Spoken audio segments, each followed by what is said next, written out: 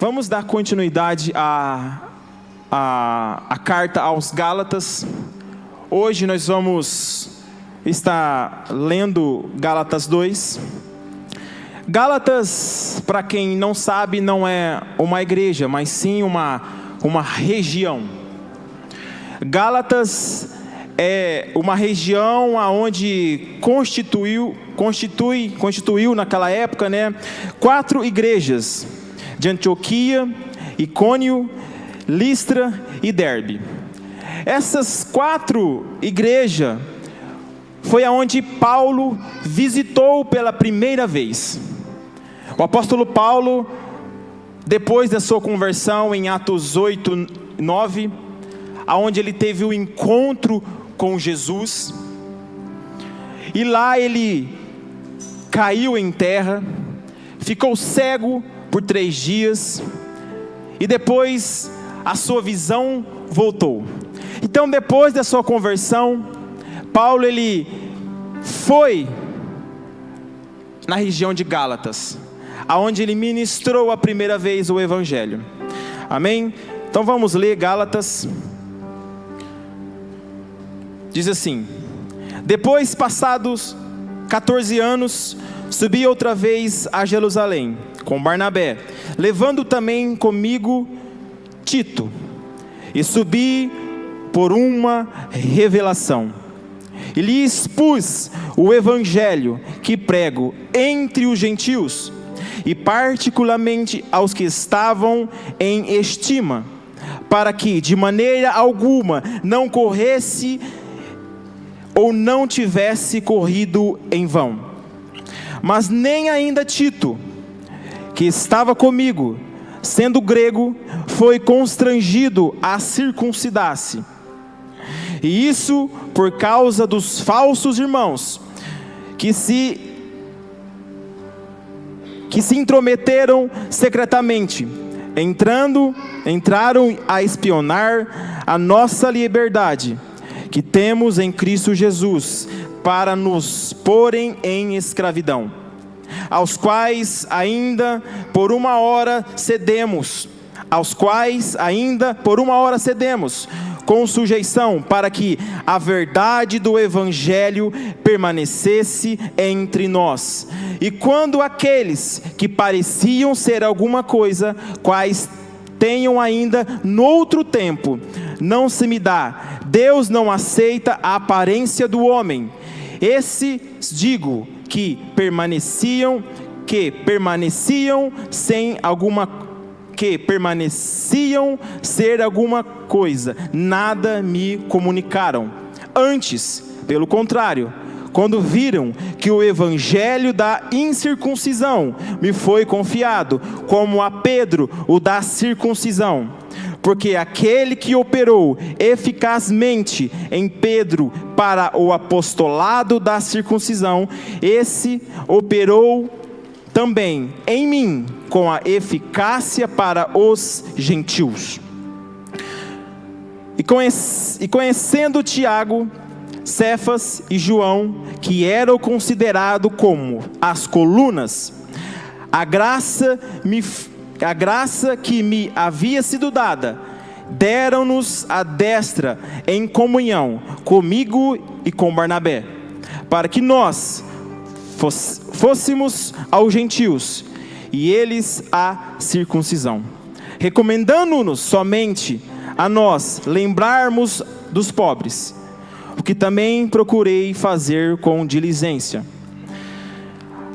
E chegando Pedro a Antioquia, lhe resisti na cara, porque era repreensível. Porque antes que alguns tivessem chegado da parte de Tiago, comia com os gentios, mas depois de chegar, se foi retirando e se apartou deles, temendo os que era da circuncisão. E os outros judeus também dissimulavam com ele, de maneira que até Barnabé se deixou levar pela sua dissimulação. Mas quando vi que não andava bem diretamente conforme a verdade do Evangelho, disse-lhe a Pedro, na presença de todos: se tu sendo judeus, vive com os gentios, e não como judeu, porque obrigas os gentios a viverem como judeus. Nós somos judeus por natureza, e não pecadores dentre os gentios, sabendo que o homem não é justificado pela obra da lei, mas pela fé em Cristo, em Jesus Cristo. Temos também crido em Cristo Jesus, para sermos justificados pela fé em Cristo, e não pela obra da lei. Porquanto, pela obra da lei, nenhuma carne será justificada. Pois se nós, que procuramos ser justificados em Cristo, nós mesmos também somos achados pecadores, é porventura Cristo ministro do pecado? De maneira nenhuma. Porque se torno a edificar aquilo que destruí, constituo-me a mim mesmo transgressor. Porque eu pela lei estou morto para a lei, para viver para Deus. Porque eu pela lei estou morto para a lei, para viver para Deus. Já estou crucificado com Cristo, e vivo, não mais eu, mas Cristo vive em mim. E a vida que agora vivo na carne, vivo-a pela fé no Filho de Deus, o qual me amou e se entregou a si mesmo por mim. Não aniquilo a graça de Deus, porque se a justiça provém da lei, segue que Cristo morreu em vão. Lemos Gálatas capítulo 2 inteiro. Não vai ser possível expor todo esse livro, esse versículo, porque é muito extenso, não temos tempo. Mas eu vou resumir um pouco do que estava acontecendo aqui. Como eu disse no começo, Paulo, em Atos capítulo 8 e 9, ele se encontra, tem um encontro com o Senhor. Paulo, ele perseguia a igreja do Senhor com zelo. Paulo, ele foi doutrinado, ele foi instruído por Gamaliel. Paulo, ele era conhecedor da lei mais do que ninguém. Paulo, ele fazia com zelo aquilo que ele foi chamado, pois ele achava que tinha sido chamado para isso. Mas ele fazia com zelo. Paulo, ele perseguia a igreja, até que ele se encontrou, ou melhor dizendo, Cristo o encontrou. E nessa manhã, eu quero convidar você também a se encontrar com Cristo. Amém? Vamos orar. Espírito Santo de Deus, nessa manhã, eu peço que a presença do Senhor possa ser maior do que qualquer outra coisa que está aqui. Que teu Espírito Santo possa entrar no sermão, que teu Espírito Santo possa entrar nessa palavra e possa falar aos corações de cada irmão que aqui está. Porque eu sei bem que nada posso fazer se não for pelo teu Espírito Santo. Então eu clamo nessa manhã que teu Espírito Santo entre na tua palavra e possa gerar vida em nossos corações, em nome de Jesus Cristo, amém. A verdade do Evangelho permanece entre nós. Essa é a mensagem para nós nessa manhã. Gálatas capítulo 2 vai relatar a mensagem aonde o apóstolo Paulo, ele subiu depois de 14 anos da sua primeira vinda. Ele já tinha ministrado o evangelho naquele local. Porém, quando Paulo ele estava levando o evangelho, ele estava proclamando o evangelho, as boas novas, para aquelas igrejas que estavam na Galácia, havia também judeus, que depois que Paulo passava, esses judeus estavam passando também, estavam perguntando o que Paulo disse sobre o evangelho. O Paulo disse que nós devemos crer em Jesus. Nós devemos crer, se nós cremos que a salvação vem pela fé, então nós devemos somente crer. Mas aí os judaizantes, sim, Paulo está certo, mas devemos guardar a lei. Porque Moisés guardou a lei, mas Moisés foi justificado pela fé, mas ele guardou a lei. Então os judaizantes estavam confundindo a cabeça desse povo aqui da Galácia. Paulo estava defendendo que o evangelho deveria permanecer no coração desse povo. Paulo estava com uma convicção de que eles estavam desviando do propósito real. Então Paulo ele resolve subir, depois de 14 anos. Esse assunto de circuncisão ou não circuncisão vai ser contado em Atos 15. Havia um concílio, foi antes, porém alguns teólogos que falam que foi depois, que foram antes ou depois do concílio, porque Pedro ele teve medo quando chegaram os judeus para confrontar. Mas havia um concílio em Atos 15, que é onde eles discutiram, onde foi Paulo, Barnabé, Pedro, Tiago. Eles tiveram uma discussão para falar se era preciso circuncidar, se era preciso guardar a lei, se era preciso se abster dos alimentos. Então houve esse concílio e ficou decidido que os gentios não precisavam. E aí Paulo ele volta e vai até lá. Então Paulo primeiro ele defende o evangelho, e ele defende a autoridade do evangelho. No versículo 2 ele fala assim, que ele subiu por uma revelação. O que isso quer dizer para nós como igreja? Isso quer dizer para nós que nós devemos urgentemente nos dobrar diante do Senhor e entender o que Ele quer de nós. Não devemos nos levantar e fazer aquilo que achamos que é o certo, mas aquilo que o Senhor nos revela, para depois ministrar a vontade dEle. Porque o apóstolo Paulo ele vai dizer: eu subi porque eu tive uma revelação, e eu expus o evangelho que prego entre os gentios. A mensagem do evangelho, ele sempre vai ter que estar entre nós. Amém?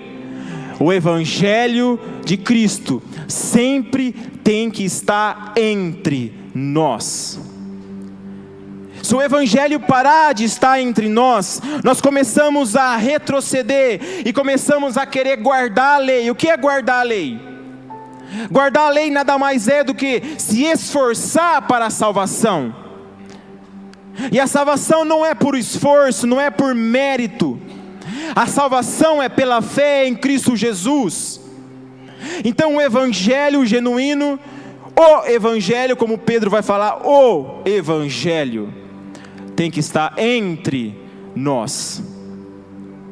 E quando o evangelho começa a ser introduzido entre nós todos os dias, nós começamos a entender a revelação de quem é Cristo, e aí nós começamos também a poder compartilhar o evangelho do que está entre nós.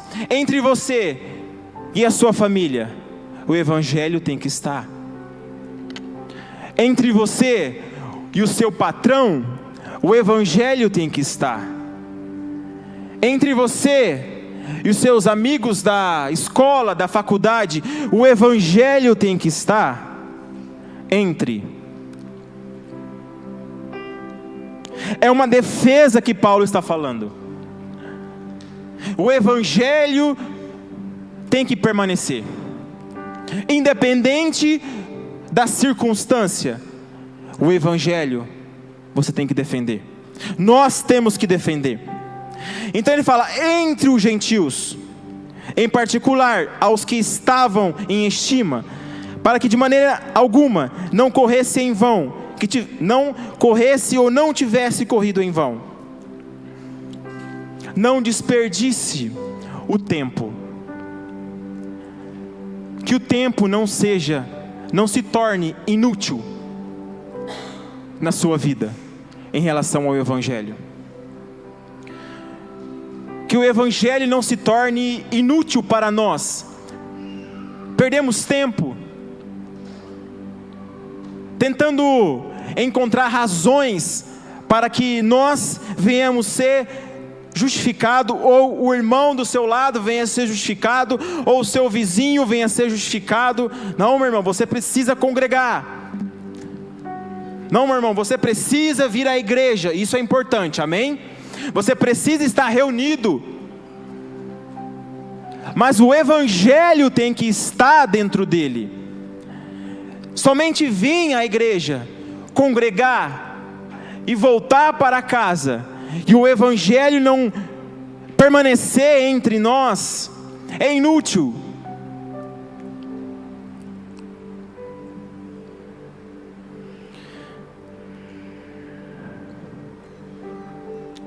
Versículo 4: e isso por causa dos falsos irmãos, que se intrometeram secretamente, entraram a espiar a nossa liberdade, que temos em Cristo Jesus, para que nos ponham, para nos porem em servidão. O Evangelho não pode se tornar um peso em nossas vidas, tornar servidão, ser escravo por meio da lei. O Evangelho não pode se tornar, não pode ser um peso para nós. O Evangelho tem que se tornar algo agradável.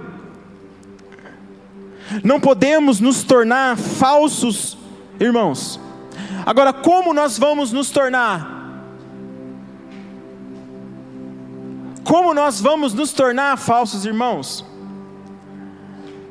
Pessoas que se parecem com o irmão. Pessoas que se fingem, né, ser como um irmão. Quando você prioriza mais aquilo que você faz no intuito de ser merecedor, quando você quer fazer pelas suas forças aquilo que você não merece, mas eu vou fazer porque eu quero me esforçar para ser reconhecido. Esses falsos irmãos, eles estavam introduzidos no meio deles para impor uma servidão, para dizer: vocês foram salvos pela graça, sim, mas vocês precisam de algo mais. Vocês precisam se esforçar para alcançar esse merecimento. Mas não é isso que Paulo está dizendo para nós. Versículo 6: e quando aqueles que pareciam ser alguma coisa, quais tenham sido no outro tempo, não me dá, Deus não aceita a aparência do homem. Esses digo que pareciam ser alguma coisa, nada me comunicaram. Não devemos dar ouvido a esse tipo de pessoas que quer impor um peso sobre nós para a salvação. Amém? Estamos falando sobre salvação, sobre o Evangelho. Então, quando esse irmão começa a lançar algo sobre você, no intuito que se você não fizer, você não será salvo. Se você não guardar as leis para a salvação, esses é considerado falsos irmãos. Então não ouve, não deu ouvido, não escuta. Antes, pelo contrário, quando viram que o evangelho da circuncisão me estava confiado, o Senhor nos confiou o evangelho que não precisa da circuncisão. O Senhor me confiou e confiou a você o evangelho que não precisa da circuncisão. Isso é maravilhoso, irmãos. O evangelho da incircuncisão, para nós, é maravilhoso. Não precisamos guardar as leis, porque isso é impossível. A lei, ela serviu como um tutor, como um aio, para nos conduzir até Cristo. Então a lei, ela serviu como você que é pai. Você deve pegar na mão do seu filho e deve levar até Cristo. E quando ele conhecer a Cristo, aí você não precisa ser mais um tutor. Você não precisa levá-lo até Cristo mais, porque ele encontrou, como Paulo encontrou com ele, em Atos 8 e 9. Ele se encontrou com o Senhor Jesus Cristo, com o nosso Senhor. Então até lá nós precisamos entender que o evangelho, ele precisa estar entre nós. Porque ele diz: porque aquele que operou eficazmente em Pedro para o apostolado da circuncisão, este operou também em mim com eficiência para com os gentios. E conhecendo Pedro, Cefa e João, que eram considerados como colunas, a graça que minha vida havia sido dado, deram-nos a destra em comunhão comigo e com Barnabé, para que nós fôssemos os gentios, para que nós fôssemos aos gentios e eles os da circuncisão. Nós somos chamados para ir aos gentios. Quem é os gentios? Os que estão lá fora, que ainda não conheceram o evangelho. Quem são os gentios? Os da nossa casa, que talvez ainda não conhecem o evangelho. Conhecer o evangelho não é saber que Deus morreu e ressuscitou. Se você perguntar para uma pessoa lá fora quem é Jesus, Jesus foi aquele que morreu na cruz e que ressuscitou. Jesus foi aquele que fez os milagres. Jesus é o Filho de Deus. Isso não é conhecer o evangelho. Conhecer o evangelho é se deixar ser conduzido por ele. Conhecer o evangelho é se deixar, se permitir que ele fica entre você e o seu irmão. Seguir o evangelho é se deixar que ele possa fazer a obra na sua vida. E aí o evangelho começa a gerar frutos.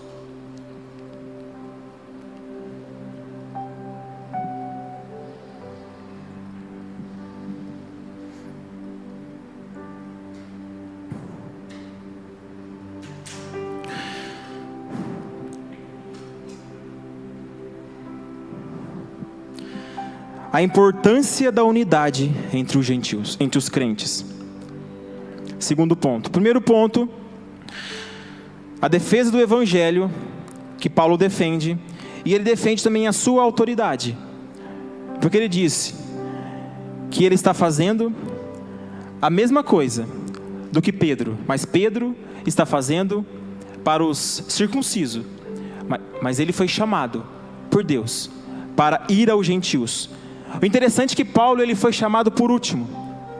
Paulo ele não teve o mesmo privilégio do que os outros apóstolos. Porém, Paulo, quando ele se encontra com o Senhor, ele não decide subir para Jerusalém para encontrar os apóstolos. Paulo, ele decide partir para outro local. Paulo, ele decide subir para ter um intensivo com o Senhor. Paulo, ele decide não ouvir homens como ele ouviu antes, como ele foi discipulado, ele foi doutrinado, ele foi ensinado por Gamaliel, ele foi um homem zeloso da lei. Mas quem ensinou isso para Paulo? Uma escola humana. Mas depois, quando Paulo ele se encontra com o Senhor, ele não sobe para Jerusalém para entender o Evangelho.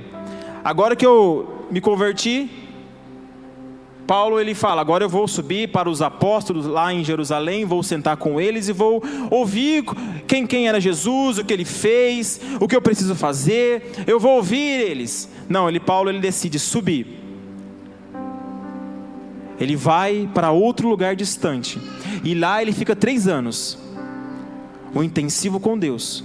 E aí ele fala, eu recebi do Senhor o que vos prego. Paulo recebeu da escola deste mundo, mas depois da sua conversão, ele recebeu do Senhor. Ele diz, eu recebi do Senhor, não foi de homem. Não foi de homem, eu recebi dele. E o que eu recebi, eu estou dizendo. O Evangelho tem que estar entre nós. Amém? Então, depois a importância da unidade entre os crentes. É importante, por quê? Versículo 11. Chegando Pedro a Antioquia, lhe resisti na cara, porque era repreensível. Porque antes que algum estivesse chegado da parte de Tiago, comia com os gentios, mas depois de chegarem, se foi retirado e se apartou deles, temendo os que eram da circuncisão. E os outros judeus também dissimulavam com ele, de maneira que até Barnabé se deixou levar pela sua dissimulação. Como eu disse no começo, há uma teoria que quando Pedro ele teve essa situação aqui, eles falam que tinha sido antes do concílio de Atos 15. Porque se for antes do concílio de Atos 15, Pedro ele estava com medo de que, como ainda não estavam determinado ou estipulado que os gentios deveriam ser circuncidados, que os gentios não precisavam guardar a lei, então Pedro ele estava com medo. Então quando chegaram os de Tiago, ele ficou com medo e saiu. Se foi depois do concílio, que já tinham resolvido tudo isso, essa circunstância de guardar a lei, de não circuncidar ou circuncidar, se foi depois, Pedro ele ficou com medo também. Mas vamos pensar que se foi depois do concílio, Pedro ele negou ali naquele momento o que é mais importante, que é a comunhão. Se foi depois do concílio, estava resolvido. Não precisa mais circuncidar, não precisa cortar o prepúsculo, vocês não precisam mais guardar a lei, vocês não precisam mais guardar as leis referente à comida, dietas, né? Comidas que os judeus comiam e os gentios não comiam, ou vice-versa. Então se for depois do concílio, Pedro, nesse momento, ele negou o que é mais importante para Paulo, que era a comunhão, a unidade entre os crentes. Então devemos entender que nós precisamos defender o Evangelho, precisamos saber quem nós somos, precisamos saber que nós recebemos uma revelação de Cristo, E no ponto 2, nós devemos também entender que a importância de estar em comunhão, independente do que o seu irmão é. Mantenha a comunhão. Mas meu irmão, ele crê que... Ele diz que não pode comer carne de porco, mas eu como. Meu irmão, ele torce pro Palmeiras ou Corinthians, não, então eu não quero ter comunhão com ele. O meu irmão, ele acredita que a igreja vai passar pela tribulação, mas eu não acredito. O meu irmão, ele acredita na reencarnação, e isso não é bíblico, e realmente não é.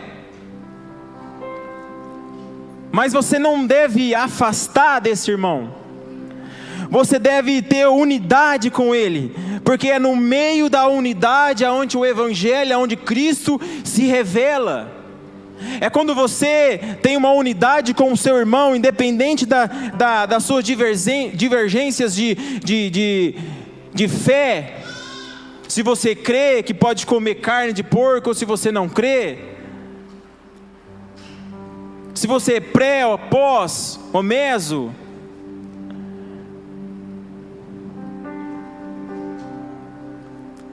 não depende disso, mas você precisa manter a unidade entre os irmãos. Nós precisamos manter essa unidade. Então Pedro, ele viu que os de Tiago, eles chegaram, esse povo, ele é chamado de farisaísmo. Eles estavam perseguindo aqueles irmãos que não estavam querendo se circuncidar, porque teve o concílio, mas alguns irmãos não aceitaram o que foi falado lá. Não, nós precisamos circuncidar. Então eles começaram a perseguir esses irmãos que aceitaram a fé. Por meio da fé, a salvação. Então Paulo ministrava o Evangelho, eles perseguiam esse povo. Então quando eles viram, Pedro viu que eles estavam vindo, ele logo se levantou. Então o apóstolo Paulo, ele vai e exorta, fala: Pedro, você negou o que é mais importante, que é a comunhão. Você negou o que é mais importante, a comunhão. Você se levantou quando os do povo de Tiago vieram, os da incircuncisão, da circuncisão, melhor dizendo. Vocês viram ele e ficou com medo. Você ficou com medo da circuncisão? Você ficou com medo da perseguição, melhor dizendo? Você ficou com medo de ser perseguido por causa do Evangelho? Você ficou com medo de ser zombado por causa da sua fé? Não devemos ter medo da perseguição por causa do Evangelho. Nós devemos defendê-lo e defender a unidade do Evangelho. Não podemos ficar com medo se alguém se levantar e dizer algo para nós que é contra aquilo que nós cremos. Você tem que ser fiel naquilo que o Senhor disse para você. Você tem que ser fiel na revelação que você recebeu do Senhor. Você tem que ser fiel naquilo que o Senhor disse ao seu coração, quando Ele te chamou. Não tem que ficar com medo da perseguição, no trabalho, na escola, no dia a dia. Você não deve se esconder, se retirar quando o irmão chega.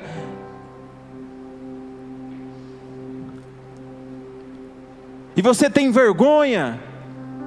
Não, seja fiel à unidade, seja fiel no Evangelho. Hebreus 10, 25. Hebreus 10, capítulo 25, pode colocar lá. Não deixando nossa mútua congregação, como é costume de alguns, antes admoestemos uns aos outros, e tanto mais quando vedes que vai aproximando aquele dia. Você tem que defender o Evangelho. Quanto mais se aproxima o dia do Senhor, você tem que defender o Evangelho. Quanto mais está chegando a perseguição, embora no Brasil sabemos que não somos perseguidos, mas se você for confrontado sobre o Evangelho, como diz o texto, coloca lá de novo, 25, não deixe a nossa mútua congregação, não deixe a unidade da igreja, não deixe de congregar, não deixe de participar da reunião solene, como é costume de alguns. Mas antes, admoesta, ensina, encoraja. Quanto mais o quê? Você vê que os dias estão se aproximando. Quanto mais você vê que está se aproximando o dia do Senhor, a qual não sabemos exato, mas devemos exortar, devemos admoestar, devemos ensinar. Salmo 133, 1 e 3, diz assim, Salmo 133, 1 e 3.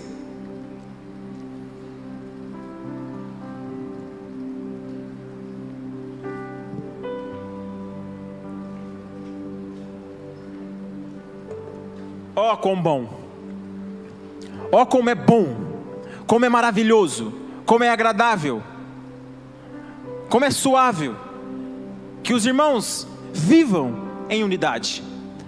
2, é como óleo precioso sobre a cabeça, que desce sobre a barba de Arão, que desce a orla das suas vestes. 3,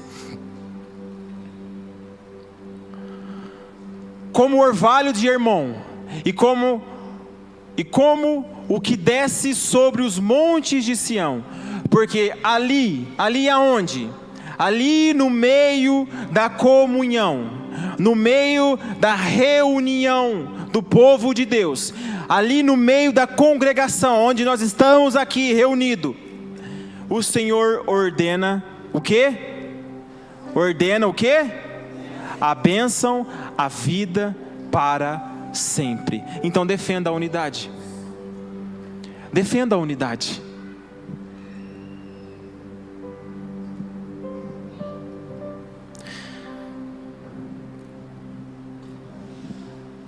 Versículo 16.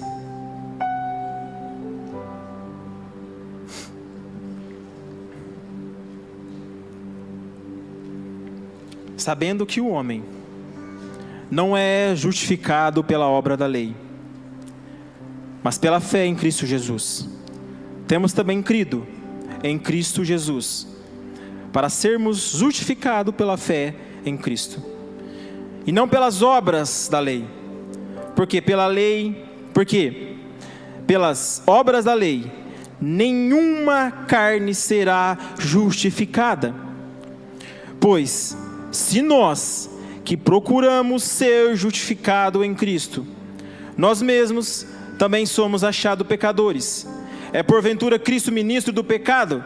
De maneira nenhuma, porque se torno a edificar aquilo que destruí, porque se eu torno a edificar aquilo que Cristo morreu para perdoar os meus pecados, para levar sobre ele toda a condenação, para que mediante a nosso batismo, o nosso velho homem morreu, e aí nós tornamos a trazer esse homem à vida, aos vícios da lei, aos pecados. O texto vai dizer que, se eu tornar a edificar, constituo-me a mim mesmo transgressor, porque eu pela lei estou morto para a lei, para viver para Deus. 20, já estou crucificado com Cristo, e vivo, não mais eu, mas Cristo vive em nós, e a vida que agora vivemos na carne, eu vivo pela fé no Filho de Deus. Então, primeiro, Paulo ele vai dizer: eu estou crucificado com Cristo. E depois ele fala: Cristo vive em mim. Ele não diz: Cristo vive comigo. Não, Cristo vive em você. Cristo vive em nós. E essa vida que nós temos em Cristo Jesus, devemos viver pela fé. E Paulo ele vai encerrar no versículo 21. Não aniquilo a graça de Deus. Isso é maravilhoso. Porque se a justiça provém da lei, segue que Cristo morreu em vão. Cristo não morreu em vão. Cristo não morreu em vão, meu irmão. A morte dele e a sua ressurreição nos deu o privilégio de podermos sermos salvos, porque era impossível para mim e para você guardar a lei. Era impossível, e ela se torna impossível. Então eu quero que essa mensagem seja lançada em seu coração nessa manhã. Eu quero que você entenda que devemos proteger o Evangelho, devemos guardar, devemos entender a necessidade, a importância de que o Evangelho esteja entre nós, a importância de manter a unidade no corpo de Cristo, por meio do Evangelho, a entender que somos justificados, não pela lei, mas sim pela fé em Cristo Jesus. E aí não precisamos mais praticar as leis da circuncisão, as leis alimentares, com base na nossa própria capacidade de guardar. Não, mas viva essa fé em Cristo Jesus. O Evangelho tem que permanecer entre nós. Essa é a mensagem para nós, uma fé pura. Viver uma fé pura é quando o Evangelho ele permanece entre nós. Viver uma fé pura é quando você está lá na sua casa e você quer de alguma maneira ter razão naquilo que você não tem ali com seu cônjuge, mas você deixa que o Evangelho fale mais alto. Você deixa que o Evangelho fale por você. Você deixa que o Evangelho conduza a sua vida. Então nós precisamos entender que o Evangelho ele é o poder ainda. Para quê? Como diz o texto, o Evangelho é o poder da salvação. É por meio do Evangelho que ainda Cristo salva. Então nós precisamos manter firme, precisamos defendê-lo com unhas e dentes, precisamos entender quem nós somos, assim como Paulo diz: eu recebi do Senhor, eu sei quem eu sou, eu sei que eu recebi o Evangelho dele, não foi por homens. Então você recebeu o Evangelho por quem? Quem revelou a Cristo ao seu coração? Quem ministrou o Evangelho? Quem te libertou? Quem te curou? Quem restaurou a sua vida? Quem te deu uma família abençoada? Quem te deu filhos e filhas? Quem te deu netos? É Ele, tudo é Ele. Quem te deu o trabalho que você tem hoje? Quem te deu o casamento abençoado? Quem te deu? Então seja fiel ao Evangelho, porque o Evangelho foi pregado, e você creu no Evangelho, você entendeu a mensagem da cruz, e aí você começou a caminhar, e que o Evangelho começa a estar entre vocês, e aí a unidade da igreja, e é onde o Senhor ordena a bênção, e a vida. Amém? Quero convidar os irmãos. a subirem. Nós recebemos uma revelação. Já foi nos revelado o Evangelho. O Evangelho da verdade. Não o Evangelho da mentira, do engano, aonde eles tentam maquiar, dizendo que você precisa fazer algo para a sua salvação. Não. Você precisa ser fiel. Se você for fiel a Deus, você tem tudo.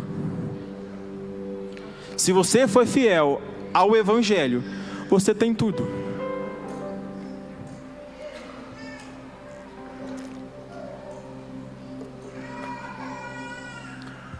Amém? Então que nessa manhã nós possamos ser fiel ao Evangelho da verdade. Nós possamos ser fiel à palavra de Deus. Que o Evangelho possa permanecer entre nós, na nossa casa, nos nossos filhos, nos nossos trabalhos, no dia a dia, lá no salão onde você trabalha. O Evangelho tem que permanecer ali. Como o Evangelho permanece? Você colocando um louvor lá, tocando lá o louvor no seu trabalho. Você dizendo que você é crente. Fala, eu sou crente. Como eles vão descobrir isso? Você cantando salmos, hinos, louvando a Deus, colocando lá música lá, para que eles possam ouvir e falar, ele é crente. Esse irmão, ele é crente. Você, irmão, você está bem? Não estou bem, então eu vou orar por você agora. O que está passando? Em casa, vem aqui, vou orar por você. Você está expondo o Evangelho. Irmão, eu estou com dificuldade no meu relacionamento. Vamos orar. Vamos apresentar o Evangelho. Você é crente? Não, então eu vou te apresentar o Evangelho que pode transformar a vida. Mas ele só não transforma a vida. Sabe o que ele faz? Aí ele fala o quê? Ele te salva. O Evangelho te salva, porque ele é poder para a salvação, tanto para gregos como para os judeus, para gentios, para todos os povos, para toda língua. O Evangelho, ele é o poder de Deus, e ele tem que permanecer entre nós todos os dias da nossa vida, até que o Senhor venha. Amém? Vamos cantar essa canção. Ah, Jesus. No mundo busquei, mas não preencheu-me. Canções tão vazias, tesouros que um dia se consumarão. Então você veio e me trouxe pra perto, e todo desejo é satisfeito em seu amor. Essas mãos e declare: não há nada, nada melhor, não há nada, nada melhor, não há nada, nada melhor que o meu Deus. Eu não tenho medo de expor minhas fraquezas,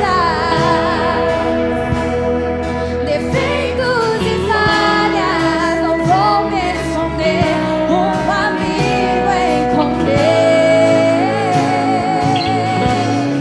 o Deus das montanhas,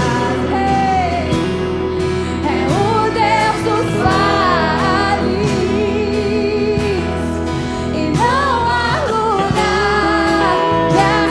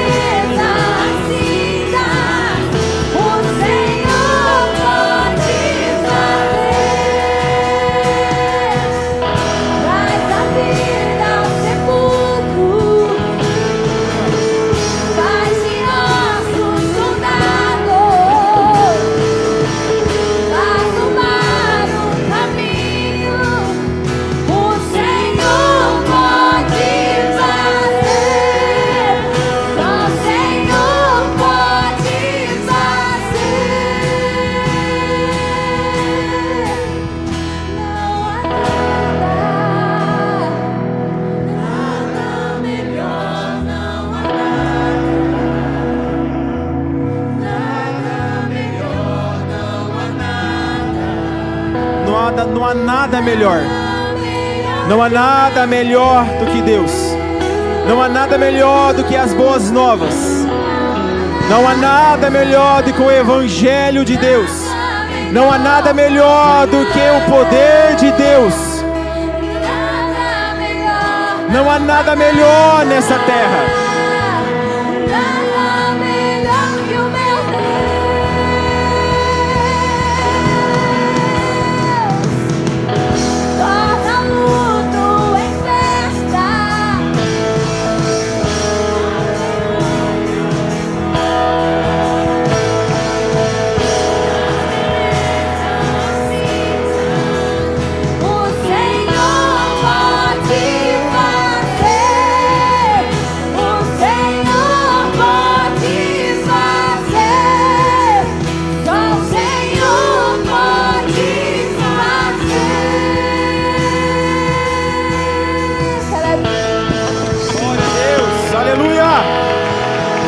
Só o Senhor pode fazer.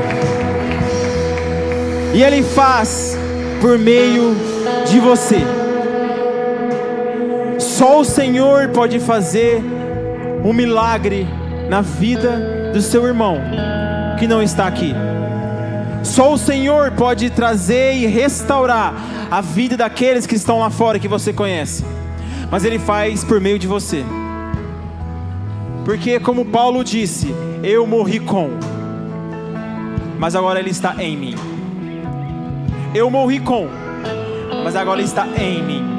E porque Ele está em mim, você pode ministrar o Evangelho da reconciliação. Esse ministério está sobre nós. O ministério da reconciliação. Pegar a mão e unir com Deus. Então, receba essa palavra, receba essa mensagem como uma mensagem de exortação para que nós possamos ser esse Evangelho, porque Ele está em nós, não com, mas Ele está em mim, em você. Amém? Glória a Deus.